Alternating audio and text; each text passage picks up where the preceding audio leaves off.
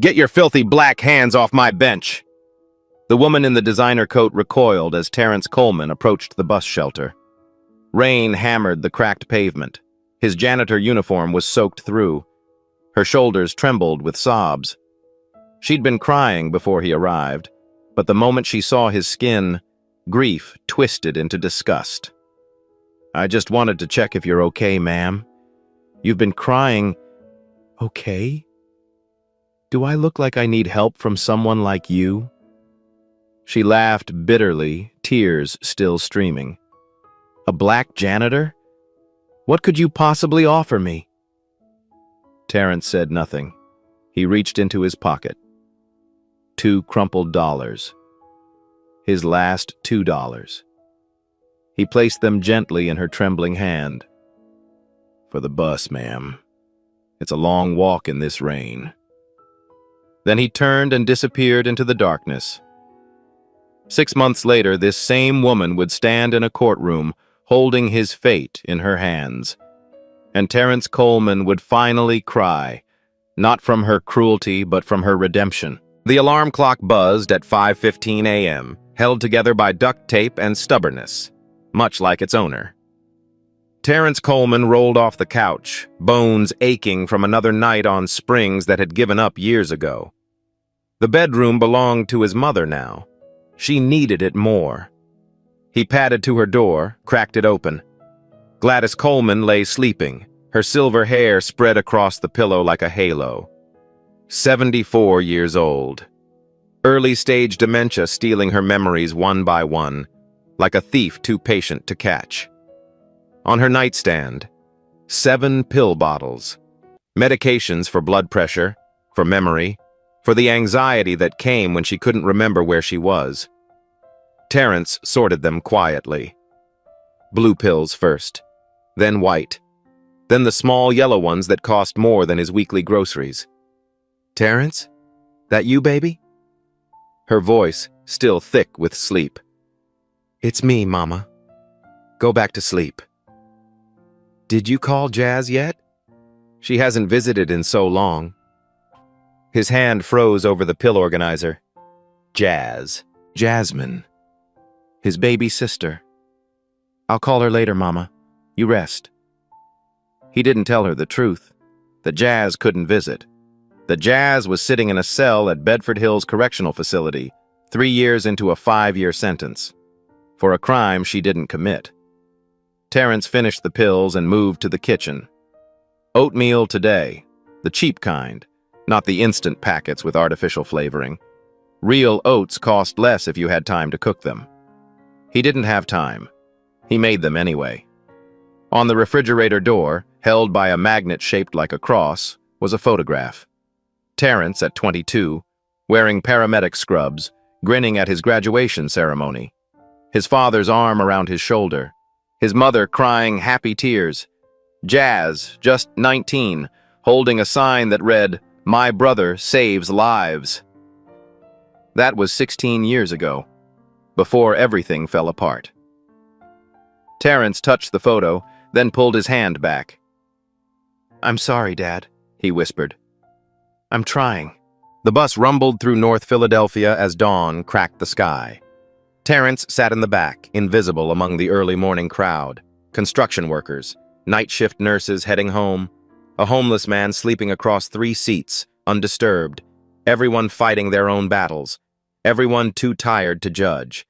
This was the only time of day Terrence felt seen, because here, nobody was looking. He pulled out his phone, one unread message. From Bedford Hills Correctional Inmate call scheduled 6:45 p.m. today. Jazz, his weekly 15 minutes. He'd worked double shifts for 3 years to afford those calls, $15 each. Plus commissary money so she could buy soap that didn't strip her skin. Plus lawyer fees for appeals that went nowhere. The bus stopped outside a gleaming tower of glass and steel. Mercer and Associates. 52 floors of corporate ambition. Terrence entered through the service door. "Morning, T." Tommy, the security guard, nodded from his desk. 63 years old, worked here longer than most of the executives had been alive. You look tired, brother. I'll sleep when Mama's better. And when's that gonna be? Terrence didn't answer. They both knew. The 52nd floor sparkled under Terrence's mop. He started at 6 a.m., finished before the executives arrived at 8. Invisible labor for invisible people. He found a $100 bill under one of the desks, didn't even hesitate, walked it straight to Lost and Found. You're crazy, man. Leon, his co-worker, shook his head. Nobody would have known. I would have known. Leon laughed. That's why you're broke, T. Too much conscience, not enough sense. Maybe. But Terrence's father had taught him something before he died. Integrity isn't what you do when people are watching. It's what you do when they're not. William Coleman Sr. had lived by those words. Died by them too, probably. Heart attack at 58, working 3 jobs to keep his family afloat. Terrence was 38 now, same trajectory, same tired bones. He finished mopping, started on the executive washrooms. That's when he heard it. Thanks, Mr. Coleman. Have a good day. He looked up, startled. Craig Ashford, 35, junior executive with kind eyes and an expensive watch. One of the few people in this building who bothered to read name tags. You too, Mr. Ashford. Craig nodded and walked away.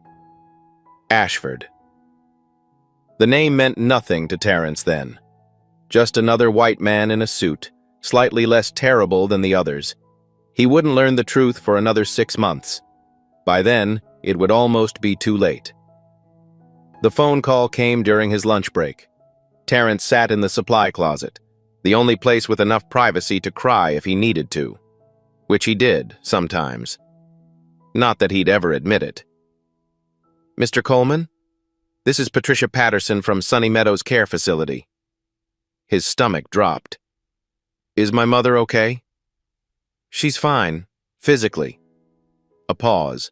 But we had an incident this morning. She wandered out of the facility. Police found her 3 blocks away asking strangers for directions to a house she lived in 40 years ago. Terrence closed his eyes. Mr. Coleman, I'll be direct. Your mother needs full-time memory care. Our facility isn't equipped for patients at her stage. You have 2 options. Transfer her to a specialized memory care unit or remove her by the end of the month. How much is the memory care unit? $8,500 per month. The number hit him like a physical blow. He made $2,100 on a good month. What about Medicaid? There's an 18-month waiting list. 18 months. Gladys might not remember his name in 18 months. I'll figure it out, he heard himself say. I always do. He hung up, sat in the darkness of the supply closet, and for the first time in 3 years, Terrence Coleman felt truly hopeless. But the universe wasn't done with him yet. That evening, another letter waited in his mailbox. This one from a lawyer. Appeal opportunity. Jasmine Coleman. Case number 2019-7734. He tore it open. Dear Mr. Coleman, new evidence has emerged in your sister's case that may support grounds for appeal. However, pursuing this opportunity will require retaining competent legal counsel. Estimated cost, $15,000. $15,000. Terrence sat at his kitchen table, staring at 2 pieces of paper. The first, his mother's care facility bill. The second, his sister's chance at freedom. He couldn't afford either. He definitely couldn't afford both. Choose, the universe seemed to whisper. Your mother's comfort or your sister's justice. Pick one. He put his head in his hands. Just for a moment. Just to breathe. Then he got up, put on his second uniform, and left for his evening shift. The Ashford Grand Hotel gleamed like a palace against the Philadelphia skyline. Terrence entered through the service entrance as always. Different building, same invisibility. Mr. Barnes, the floor supervisor, intercepted him before he could clock in. Coleman, you're on penthouse duty tonight. Big fundraiser tomorrow. Judge Ashford's event. Everything needs to be perfect or you're out. Yes, sir. And Coleman? Barnes looked him up and down with barely concealed disgust. Try not to touch anything expensive. Terrence nodded. What else could he do? He collected his cleaning supplies and headed up.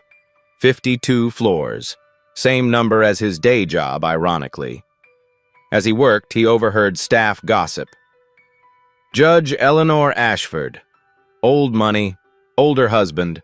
Son runs half the real estate in Pennsylvania. Heard she's worth millions. Billions, probably. These people don't count in millions. Terrence kept mopping. He'd learned long ago that rich people's problems weren't his business.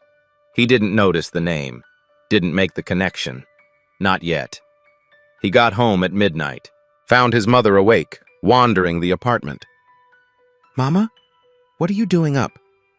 She looked at him with unfocused eyes. I'm looking for William. He was supposed to be home by now. William, his father, dead for 10 years. Something cracked inside Terrence's chest. Daddy's just running late, Mama. Come on, let's get you back to bed. He guided her gently, tucked her in, sang the old hymn she used to sing to him as a child. Amazing grace, how sweet the sound. Her eyes fluttered closed. She smiled, the way she used to smile when the world still made sense. Terrence sat beside her until her breathing deepened. Then he went to the kitchen, opened the shoebox he kept hidden on top of the refrigerator. Inside, his paramedic certification, stamped revoked in red letters, old photographs, a letter from the Pennsylvania EMS Certification Board, failure to follow proper reporting procedures, patient death, certification revoked. He'd tried to do the right thing, reported suspicious medication practices at a Meridian healthcare facility. A patient died because of those practices, and somehow he was the one who lost everything. The system had crushed him once. It was trying to crush him again. But at the bottom of the box was something else. A photocopy of his sister's sentencing document. His eyes found the name he'd somehow missed before. Presiding Judge, Honorable Eleanor Ashford. The woman from the bus stop. The woman he'd given his last $2. The woman who'd called him filthy. She was the judge who'd sent Jazz to prison. Terrence stared at the name until his vision blurred. What kind of world is this? The Ashford Grand Hotel ballroom glittered like something from a dream Terrence had never dared to have. Crystal chandeliers scattered light across tables set with china worth more than his annual salary. Women in gowns that cost more than his mother's medical bills. Men in tuxedos, laughing at jokes that probably weren't funny, drinking champagne that probably wasn't worth the price. And in the center of it all, a banner. Second Chances Foundation. Annual Gala. Terrence almost laughed. Second chances, for people who'd never needed a first one. He moved through the crowd like a ghost, collecting empty glasses, wiping spills, existing in the spaces between their vision. Nobody looked at him. Nobody ever did. That was the deal. You become invisible, and they let you stay. He reached for a champagne flute on a side table, looked up, froze. She stood 20 feet away. Judge Eleanor Ashford, poised, polished, diamonds at her throat catching the chandelier light. Not the broken woman from the bus stop. Not the crying stranger with mascara-streaked cheeks. This was someone else entirely. Someone powerful. Someone who held lives in her hands and dropped them without looking down. Their eyes met across the ballroom. Eleanor's champagne glass stopped halfway to her lips. She recognized him. He saw it. The flash of shock, then something else. Shame? Fear? She set down her glass, started walking toward him. Coleman! Mr. Barnes materialized from nowhere, grabbing his arm. Suite 4B, now. Guest emergency. Move it. Terrence was dragged away before Eleanor could reach him. He looked back, once. She stood frozen in the crowd, watching him disappear through the service door. Suite 4B wasn't what he expected. No spilled champagne, no clogged toilet, no rich person's mess for the invisible man to clean. Instead, he found a girl, 17, maybe 18, crouched behind the bathroom door, clutching a burner phone, whispering frantically into it. She saw him and went pale. "Please," her voice cracked. "Please don't tell them I'm here." Terrence assessed the situation. Designer dress, tear-stained face, expensive shoes kicked off in the corner. Not drunk, not high, just scared. Terrified, actually. "They'll send me back," she whispered. "I can't go back there." Footsteps in the suite. Someone searching. A man's voice. "Grace, your grandmother is asking for you." The girl, Grace, pressed herself against the wall, shaking. Terrence made a decision. He stepped inside the bathroom, closed the door behind him, and stayed silent. The footsteps paused outside, then moved on. When they were gone, Grace looked at him with desperate gratitude. "Why did you help me? You don't even know me." "I know scared when I see it." Terrence kept his voice low. "Are you safe?" "Not yet." She swallowed hard. "But I'm trying to be." He nodded, didn't push. But then she said something that changed everything. "Be careful around my grandmother. She's not what she seems." "Your grandmother?" "Judge Ashford." Grace's eyes were old beyond her years. "She thinks she's protecting the family. She doesn't know what protecting the family actually costs." Before Terrence could respond, Grace slipped out the service entrance, pressing something into his hand. $23. All the cash she had. "Someone helped me once," Terrence murmured, looking at the money. "Guess I'm paying it forward." Grace disappeared into the night, and Terrence stood alone, holding more questions than answers.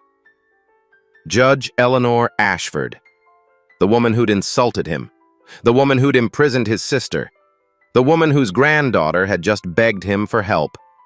What was he walking into?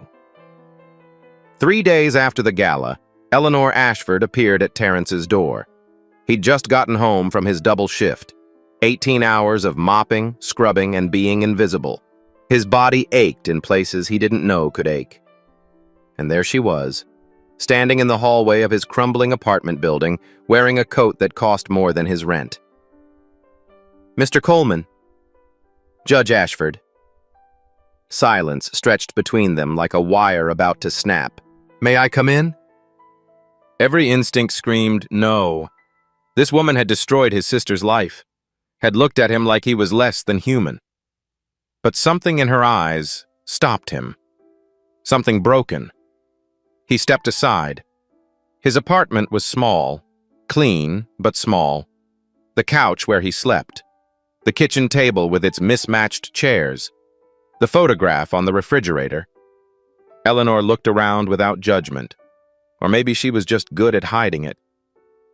"I've been looking for you," she said finally, "for 6 months. I wasn't hiding." "No, I suppose you weren't." She sat down uninvited at his kitchen table. Her hands trembled slightly.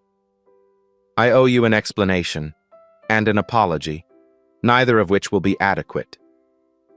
Terrence remained standing, arms crossed, waiting. Eleanor took a breath.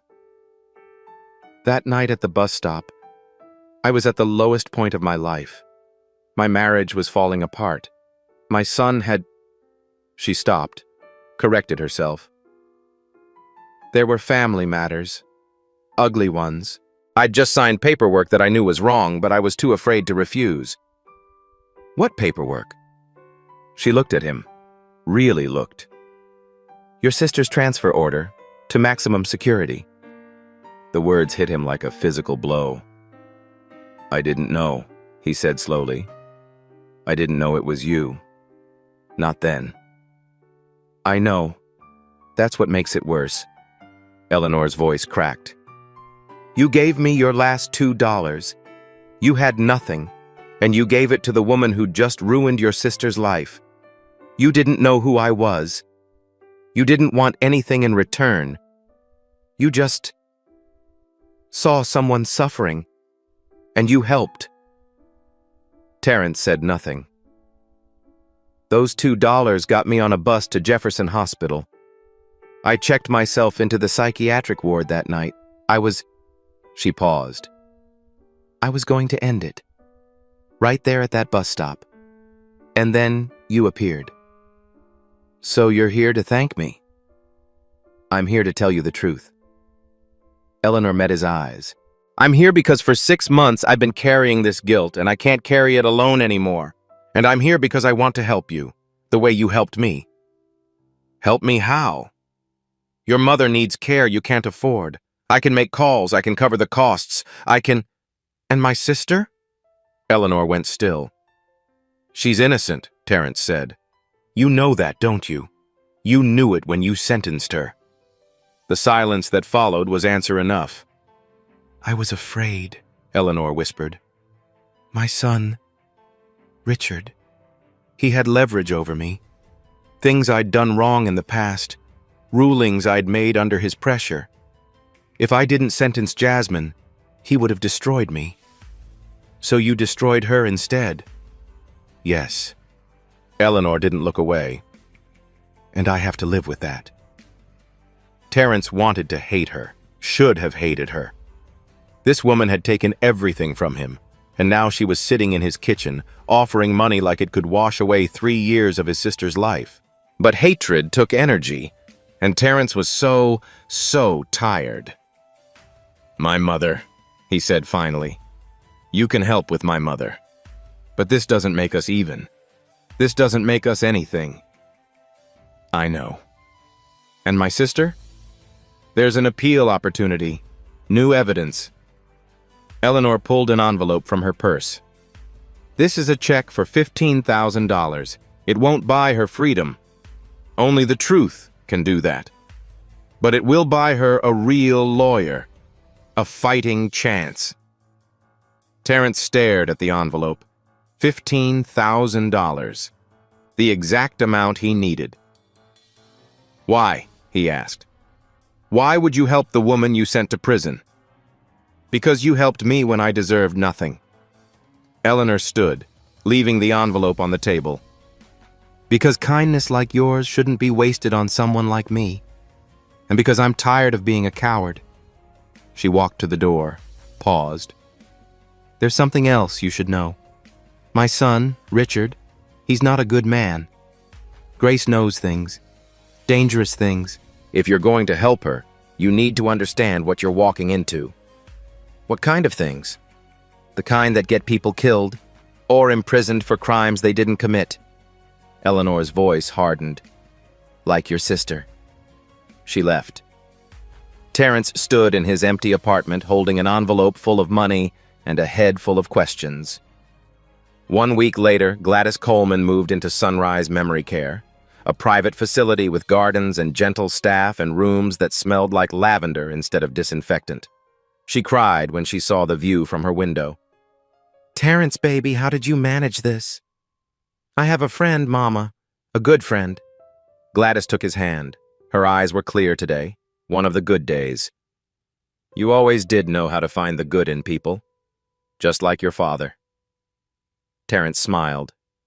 Didn't tell her the truth, that the friend had once called him filthy, that the friend had imprisoned his sister. Some truths were too heavy for good days. That night, Craig Ashford called. "Mr. Coleman, this is Craig, from Mercer & Associates. We need to talk." They met at a diner far from downtown. Craig looked nervous, kept checking over his shoulder. "I know you helped Grace escape the gala. I'm not angry. I'm grateful." She seemed scared. "She should be." Craig leaned forward. "My father, Richard, he's been running a scheme through a company called Meridian Healthcare. Patients held longer than necessary, fraudulent billing, people who ask too many questions getting silenced." "Silenced how?" "Your sister asked questions. 3 years ago, there was a paramedic at one of Meridian's hospitals who tried to report suspicious deaths. That paramedic lost everything. Terrence's blood ran cold. That was me. Craig's eyes widened. You. I reported medication irregularities. A patient died. Next thing I knew, I was blamed for it. Lost my certification, my career, everything. Then you already know what my father is capable of. Craig pulled out a folder. Grace has been gathering evidence, but we need more. We need someone on the inside who can testify. And that's me? That's my grandmother. Craig's jaw tightened. She doesn't know what my father has done. Not really. She thinks she's protecting the family. If we can show her the truth, she already knows about my sister. She knows she sentenced an innocent woman. She doesn't know why. Craig slid the folder across the table. My father has been blackmailing her for years. But if she sees the full picture, all the lives he's destroyed, she might finally be brave enough to fight back. Terrence looked at the folder, at Craig, at the desperate hope in his eyes. Why are you doing this? He's your father. Because some debts can only be paid in truth. Craig stood. And because my grandmother isn't the only one who's tired of being afraid. For 3 weeks, Terrence allowed himself to hope. His mother thrived in the new facility. Good days outnumbered bad ones. She remembered his name, remembered Jazz, remembered to smile when he visited. He met Eleanor for coffee twice a week. Strange, fragile meetings where neither of them quite knew what they were doing. I was invisible once too, Eleanor told him. Different kind of invisible. The kind where everyone sees you, but no one hears you. How'd you escape it? I didn't. I just learned to make noise in ways they couldn't ignore. She looked at him. You're still invisible, Terrence. But you don't have to be. He filed the paperwork for his paramedic recertification. Long shot, probably. But Jazz's appeal was moving forward, and maybe, just maybe, the truth was finally clawing its way to the surface. Hope was a dangerous thing. Terrence knew that. He let himself feel it anyway. The call from Grace came at midnight. Terrence, I found something. Something big. She was hiding in New Jersey, staying with a friend, living on fear and adrenaline. There's a connection between Pinehurst Wellness Center, Meridian Healthcare, and my grandfather's cases. Patients who disappeared from the records, money flowing to shell companies, and there's a death, a patient who died under suspicious circumstances. Terrence's throat tightened. Someone tried to report it. A medical worker. They lost everything. I know, he said quietly. That was me. Silence.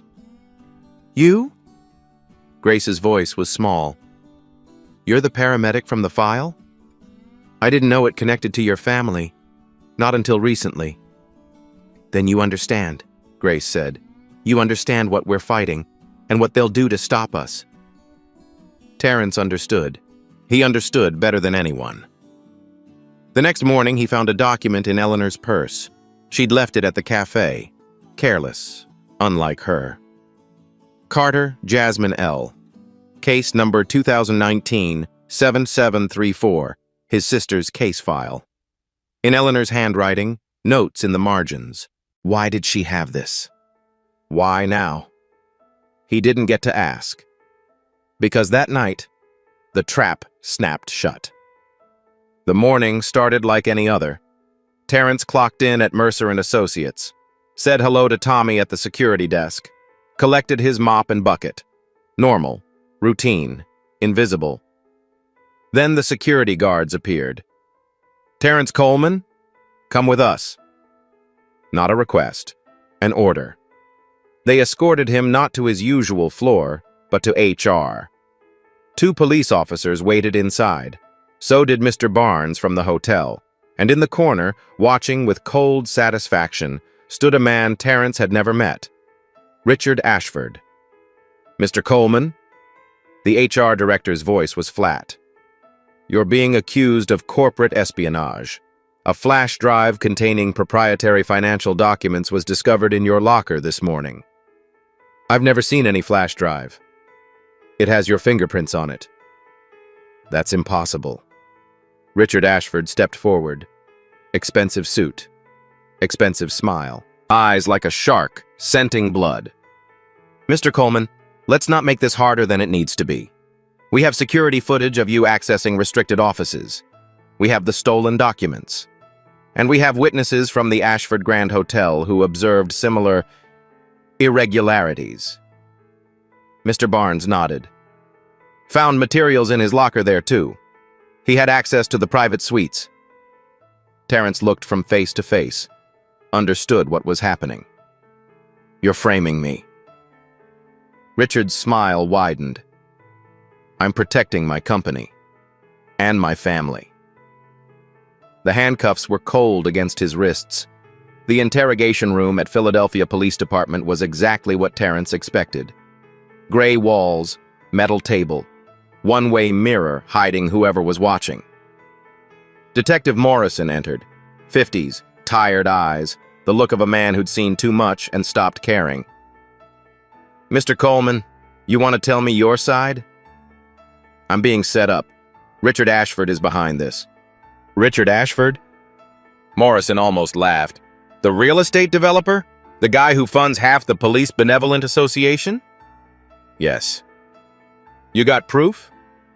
Terrence said nothing. They both knew he didn't. Morrison sighed. "Look, between you and me, this whole thing stinks. But Richard Ashford has friends in this department, friends in the DA's office, friends everywhere that matters. So I'm guilty because he says so. You're guilty because the evidence says so. And the evidence..." Morrison shrugged. "It's overwhelming." The public defender arrived 30 minutes later, young, overwhelmed, clearly outmatched. "The charges are serious, Mr. Coleman. Corporate espionage, theft of proprietary information. They're asking for bail at $200,000. $200,000. Might as well be $2 million. What about the evidence? It's fabricated. Can you prove that?" Silence. 3 days in lockup. The longest 3 days of Terrence's life. His cellmate was a man named Raymond Torres, 45, former accountant, serving time for fraud he swore he didn't commit. "Meridian Healthcare," Raymond said when Terrence mentioned the name. "Yeah, I know Meridian. They're why I'm here." "What happened?" "Found some irregularities in their books. Billing for patients who didn't exist. Charging insurance for treatments never given. Reported it to my supervisor." Raymond laughed bitterly. 3 weeks later, I was arrested.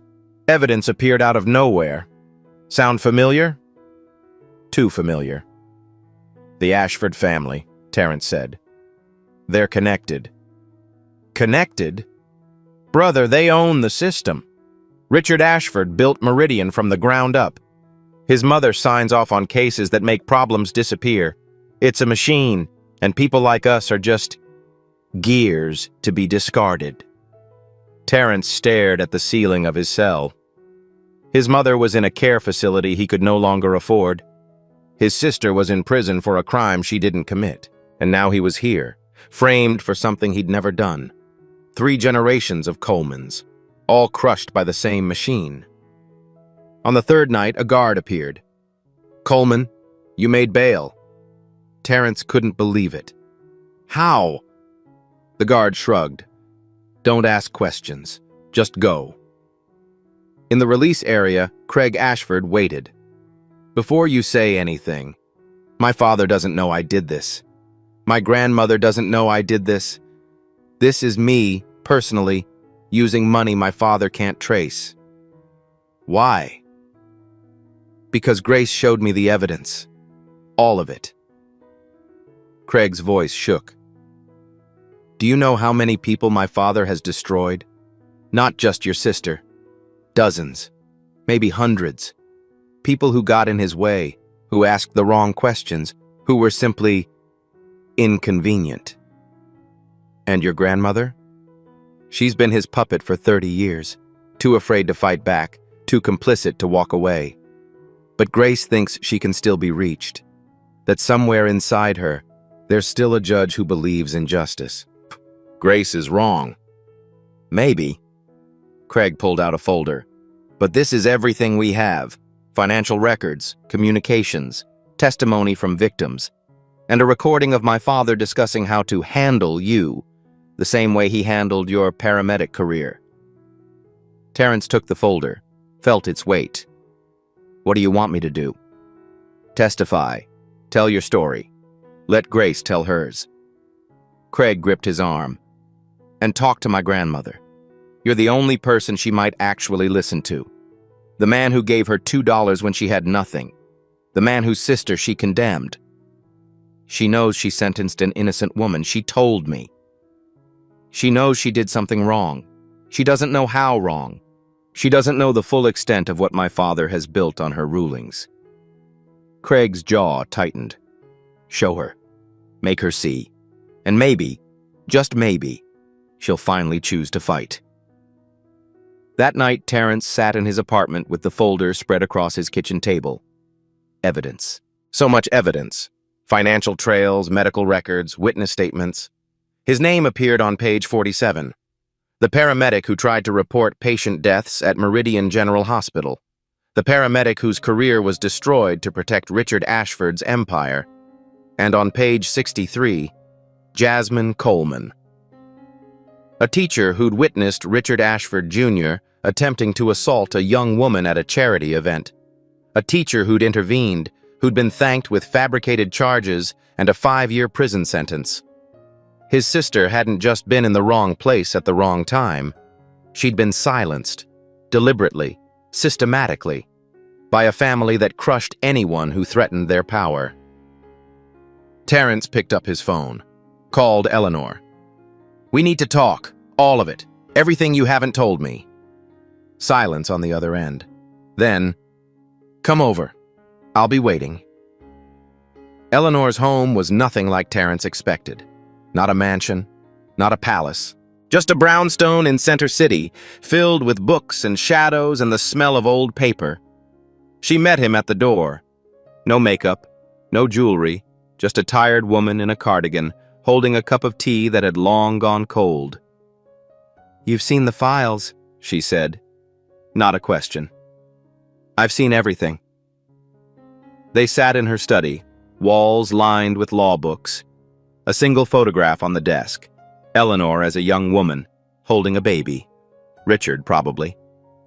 He wasn't always like this, Eleanor said, following Terrence's gaze. Or maybe he was, and I just didn't want to see it. When did you know? That he was capable of real evil? She considered the question. When Jasmine's case crossed my desk, I knew something was wrong. The evidence was too clean, the witnesses too convenient. But Richard had materials, documentation of other rulings I'd made under pressure, other compromises. So you sacrificed my sister to protect yourself? Yes. Eleanor didn't flinch. I told myself I had no choice, that one more injustice in a lifetime of injustices didn't matter, that I was too old and too tired to fight. But it did matter. It destroyed a young woman's life. It destroyed your family. Eleanor met his eyes. And it destroyed whatever was left of my soul. Terrence wanted to rage, to scream, to make her feel even a fraction of what Jazz had felt, locked in that cell for 3 years. But rage wouldn't free his sister. Only the truth could do that. Craig showed me the evidence, the full extent of Meridian's operations. The patients held illegally, the deaths covered up, the lives ruined to protect your son's empire. I know. You know. Grace showed me months ago. Why do you think I was at that bus stop, Terrence? Eleanor's voice cracked.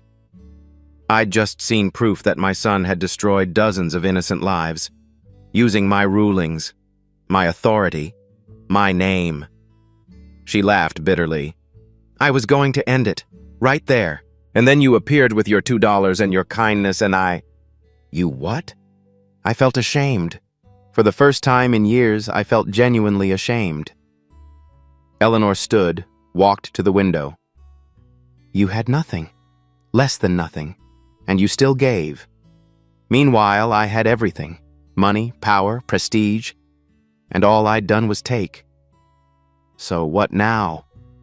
She turned. "Now I do what I should have done 3 years ago. I testify. I bring down my own son. And I pray it's not too late for the people he's destroyed." The plan came together in whispered conversations and encrypted messages.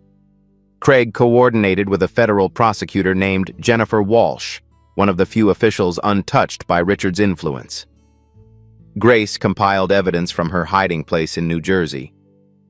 And Terrence. Terrence prepared to tell his story.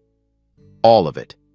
From the patient death he'd reported 16 years ago to the frame-up happening right now. But they needed more than testimony. They needed Eleanor to speak publicly, to admit her complicity, to burn down the system she'd helped build. "He'll destroy me," Eleanor said during their final meeting. "Richard has files, recordings, evidence of every compromise I've ever made. So he'll expose you. He'll expose everything. My career, my reputation, my freedom. I could go to prison, Terrence. I could lose everything." Terrence looked at her. This woman who'd called him filthy, who'd sentenced his sister, who'd spent 30 years as a coward. "My sister already lost everything," he said quietly. 3 years in a cell for a crime she didn't commit. Because you were afraid. Eleanor closed her eyes. "I know. So the question is, are you still afraid?" Silence stretched between them. Then Eleanor opened her eyes. And for the first time, Terrence saw something he hadn't expected. Resolve. "I'm terrified," she admitted. "But I'm more terrified of dying as the person I've become. You gave me $2 when you had nothing. The least I can do is give you the truth, even if it costs me everything." She reached into her desk, pulled out a folder. "This is every ruling Richard forced me to make. Every compromise. Every lie. It's enough to bring down his entire operation." She handed it to Terrence. "Now, let's finish this." The courtroom of the Philadelphia County Courthouse hummed with tension. Commonwealth v. Coleman. Case number 2024-58. What should have been a routine corporate espionage trial had drawn reporters, camera crews, and spectators who sensed something historic about to unfold. Terrence sat at the defendant's table, hands folded, heart pounding. His public defender shuffled papers nervously, a young man clearly outmatched by the prosecution's army of suits. Richard Ashford occupied the front row of the gallery, custom Italian suit, Rolex catching the light, the smile of a man who'd already won. Judge Patterson, known for his friendly relationship with Ashford real estate interests, took his seat. Court is now in session. The prosecution rose, confident, rehearsed. "Your Honor, the evidence against Mr. Coleman is overwhelming. Security footage, financial documents, witness testimony. This man exploited his position as a janitor to steal proprietary information worth millions." The courtroom doors crashed open. Every head turned. Eleanor Ashford stood in the doorway, not in judicial robes, not with the bearing of a powerful judge. She wore a simple black dress, no jewelry, no pretense. In her hands, she clutched a picture frame. Richard shot to his feet. "Mother? What the hell are you doing?" Eleanor walked forward, steady, deliberate. Her eyes never left Terrence. "Your Honor." Her voice carried through the stunned silence. "I request permission to testify as a witness for the defense." Judge Patterson's face drained of color. "Judge Ashford, this is highly irregular. You have no standing in this case." "I have every standing." Eleanor reached the front of the courtroom. "Because I am the reason this man is sitting here, and I am the only one who can tell the truth about why." Richard lunged toward her. "She's not well. She's clearly suffering from— Sit down, Richard. Eleanor's voice cracked like a whip. The courtroom went silent. For 30 years, I have done what you told me, ruled how you wanted, destroyed who you needed destroyed. She turned to face her son. Not anymore. Judge Patterson had no choice. The cameras were rolling. The world was watching. Eleanor Ashford took the witness stand, raised her right hand, swore her oath, and then she burned her life to the ground. I want to tell you about a night 6 months ago, she began. The worst night of my life, until today. She looked at Terence. I was sitting at a bus stop in Kensington, alone, crying. I had just signed transfer papers sending an innocent woman to maximum security prison, a woman named Jasmine Coleman. A murmur rippled through the courtroom. I knew she was innocent. I had seen the evidence, but my son— Eleanor's voice cracked. My son had leverage over me. Recordings of past compromises, documents that would destroy my career. So I did what he asked. I always did what he asked. She paused, gathered herself. That night, I wanted to die. I sat at that bus stop, planning how to end it. And then a man appeared. Her eyes found Terence again. A black man, in a janitor's uniform, soaked from the rain. He asked if I was okay, if I needed help. Do you know what I did? Eleanor's voice shook. I called him filthy. I told him to get his black hands away from me. I threatened to call the police on a man whose only crime was showing kindness to a stranger. The courtroom was absolutely still. And do you know what he did? She held up the picture frame. Behind the glass, 2 crumpled dollar bills.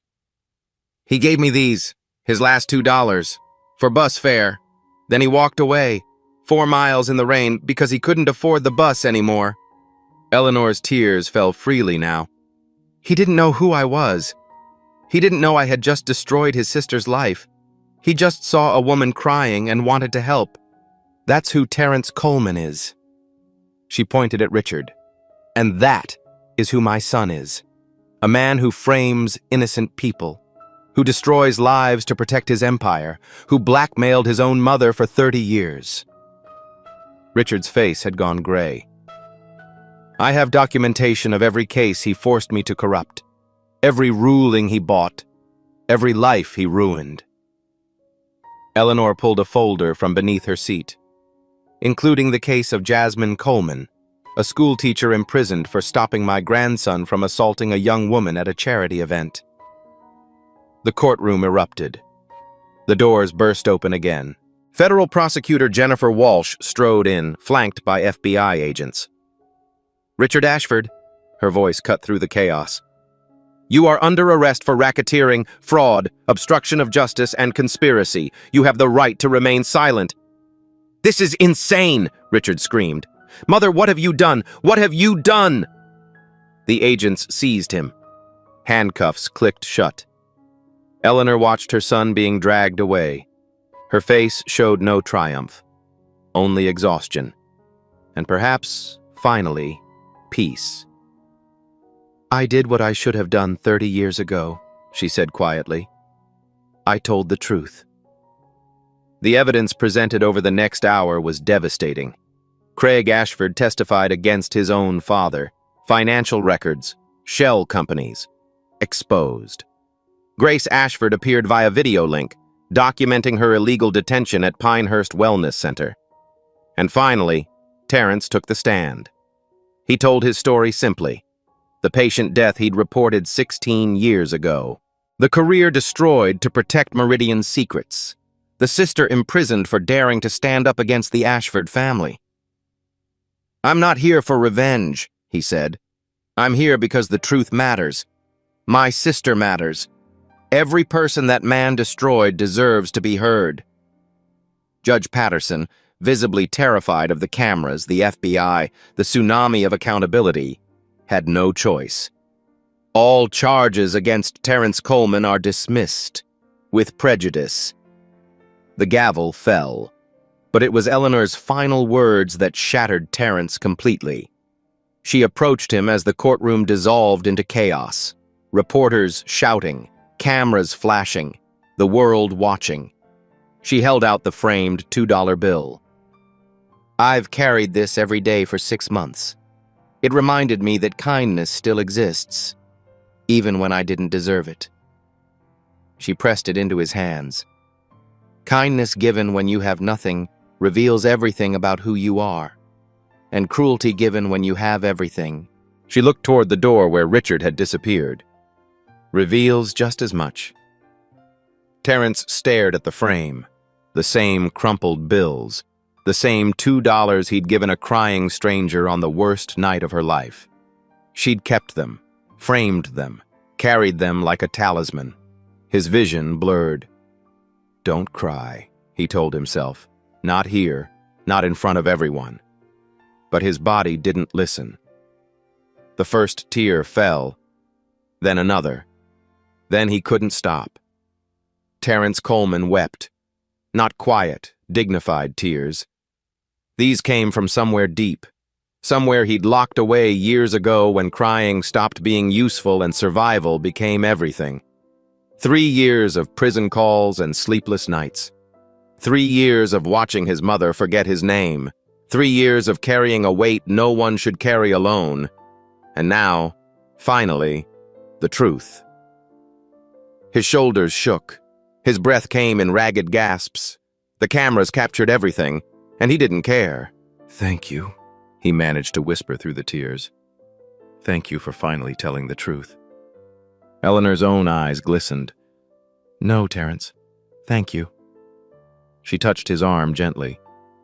"You showed me that redemption was still possible, even for someone like me." She turned and walked away. Terrence stood in the middle of the courtroom, holding $2 that had changed everything. Tears streaming down his face, surrounded by chaos, finally free. 6 weeks later, Terrence stood outside Bedford Hills Correctional Facility. The morning sun painted the sky in shades of gold and pink. Birds sang in the trees lining the parking lot. The air smelled like cut grass and possibility. He'd imagined this moment 1,000 times. In the supply closet during lunch breaks, in his cramped apartment at 2 a.m., in the visitor's room, separated from Jazz by bulletproof glass. 1,000 imagined reunions. None of them prepared him for the real thing. The gates opened. Jasmine Coleman walked out. She was thinner, older.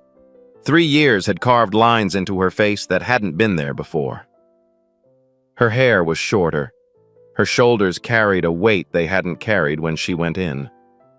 But her eyes, God, her eyes were exactly the same. Full of fire, full of fight, full of the stubborn hope that had kept her alive in that place. She saw him. Stopped. "Terrence?" He couldn't speak. His throat had closed completely. Jazz took one step, then another. Then she was running. She hit him like a freight train, arms wrapping around him so tight he couldn't breathe. He didn't need to breathe. He just needed this. His baby sister. Finally home. The tears came without warning. Terrence hadn't cried in front of anyone since their father's funeral. Had taught himself to lock it away, to be strong, to be the man of the house who never broke. But now, holding Jazz in the morning sunlight, something cracked open inside him that couldn't be closed again. He sobbed. Deep, wrenching sobs that shook his entire body. 16 years of being strong. 3 years of helpless rage. A lifetime of promises he'd been terrified he couldn't keep. "I'm sorry," he choked out between sobs. "Jazz, I'm so sorry. I couldn't protect you.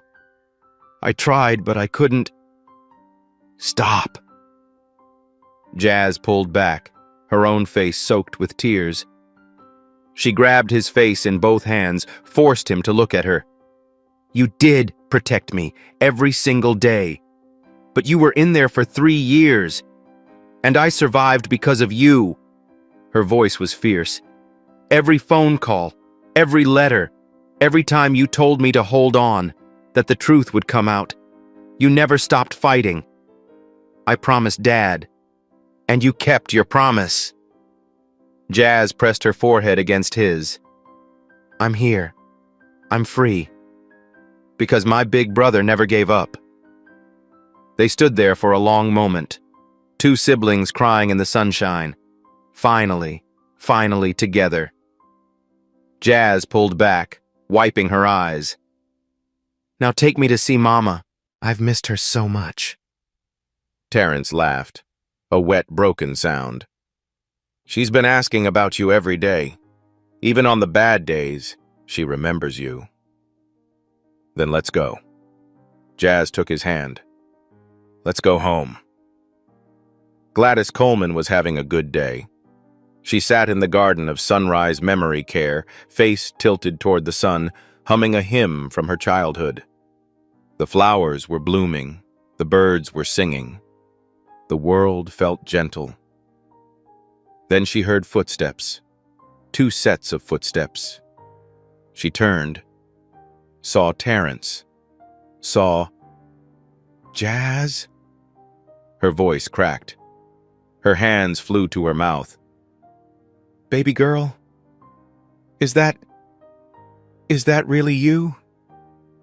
Jazz fell to her knees beside her mother's wheelchair, fresh tears already streaming. "It's me, Mama. I'm home. But I thought Terrence said you were away." "I was." Jazz took her mother's weathered hands. "But I came back. I'll always come back to you." Gladys looked at Terrence, eyes bright with confusion and hope. "How? How is this possible?" "The truth finally came out, Mama." Terrence knelt beside them both, completing the circle. Justice finally came. Gladys pulled them both close. Her 2 children, her whole world. "I knew it," she whispered, tears soaking into their shoulders. "I knew God wouldn't let this stand. Your father always said, 'The truth is patient, but it never sleeps.'" They held each other in the garden as the sun climbed higher. 3 Colemans, reunited at last. Jazz looked at Terrence over their mother's shoulder, mouthed 2 words, "Thank you." Terrence shook his head, mouthed back, "Thank Dad." That evening, Terrence received a letter. Pennsylvania EMS Certification Board, RE, Reinstatement Application, Terrence J. Coleman. His hands trembled as he opened it. "Dear Mr. Coleman, following our review of your case and the recent judicial findings regarding Meridian Healthcare, we are pleased to inform you that your paramedic certification has been fully reinstated, effective immediately. The board extends its sincere apologies for the injustice you suffered. Your dedication to patient care and your courage in reporting misconduct reflect the highest standards of our profession. Welcome back." He read it 3 times. Then he called Jazz. "I'm going back," he said, voice thick with emotion. "Back to saving lives. That's all you ever wanted, isn't it?" "It's who I am." Terrence looked at the letter again. "It's who Dad raised me to be." "Then go be that person." Jazz's voice was warm. "You've earned it." He hung up, looked around his small apartment, at the photograph of his graduation on the refrigerator, at the framed $2 bill now hanging on his wall. Kindness given when you have nothing reveals everything about who you are. He finally understood what that meant. 1 year later, the bus stop in Kensington looked the same as it always did. Cracked pavement, flickering light, rain drumming against the shelter roof. Terrence stood there in his paramedic uniform, waiting for his ride. First shift at Philadelphia General. First day of his new life. Beside him, a young man sat hunched on the bench, soaked, shivering, eyes red from crying. Terrence sat down. "Rough night?" The young man nodded, ashamed. "Missed my bus. Can't afford another fare. My mom's sick and I—" He stopped. Couldn't continue. Terrence reached into his pocket, pulled out $2, placed them gently in the young man's hand. "For the bus. It's a long walk in this rain." The young man stared at the money, at Terrence, at the kindness he hadn't expected. "Why? You don't even know me." Terrence smiled. "Someone did this for me once, changed everything." He stood as his ride pulled up, Jazz waving from the driver's seat. "Pass it on someday." He climbed into the car. "Who was that?" Jazz asked. "Nobody. Everybody." Terrence looked back as the young man boarded the bus. "Just someone who needed $2 more than I did." Jazz shook her head, smiling. "Some things never change." "No." Terrence watched the bus disappear into the rain. "Some things shouldn't." Richard Ashford was sentenced to 25 years for fraud, conspiracy, and obstruction of justice. Meridian Healthcare was shut down. Over 200 victims received compensation. Judge Eleanor Ashford pleaded guilty to judicial misconduct. She now provides free legal aid to wrongfully convicted individuals. Jasmine Coleman returned to teaching. She founded a nonprofit supporting families of the incarcerated. Gladys Coleman lived 2 more years, surrounded by her children and love. Terrence Coleman still carries $2 in his pocket, just in case. They say kindness costs nothing. That's not true. Kindness costs everything you have. Your time, your comfort, your last $2 on a rainy night. But here's what they don't tell you. Kindness comes back. Not always when you expect it. Not always how you expect it. But it comes back. So the next time you see someone struggling, someone the world has written off, remember this. You never know who you're helping. You never know what they'll become. And you never know how those $2 might change everything. Just give anyway. If this story touched your heart, share it with someone who needs to believe in kindness today. Like, subscribe, and leave a comment. What's the smallest act of kindness that changed your life? Sandra Mitchell deserves to be remembered.